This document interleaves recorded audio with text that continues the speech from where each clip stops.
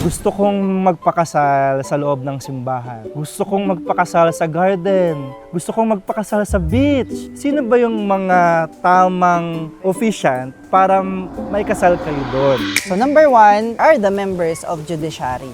Ito yung mga judges. Nangyayari ito sa mga civil wedding. Uso ito noong pandemic, no? Maraming civil wedding na nangyayari and intimate lang yung mga kasal. Saan ba nangyayari yung civil wedding? So, kung judge yung magkakasal sa inyo, sa loob ng court, syempre. So, yung pangalawang mga nagkakasal, ito yung mga religious group. Kasama ba sa religious group yung priest? Yes. Kasama ba sa religious group yung pastor? Yes. Yung mga rabbi, sa tinatawag, mga reverend. Ito yung mga binigyan ng kapangyarihan to solemnize weddings outside the church. Okay, yung pangatlong type ng mga wedding officiants ay yung tinatawag na local chief executives o yung mga mayors. Lalo na sa mga provinces, actually madalas namin ma-encounter ito. Usually mga intimate weddings din yung mga kinakasal ng mayor kasi they have to go to the municipality, yung couple, para maikasal sila.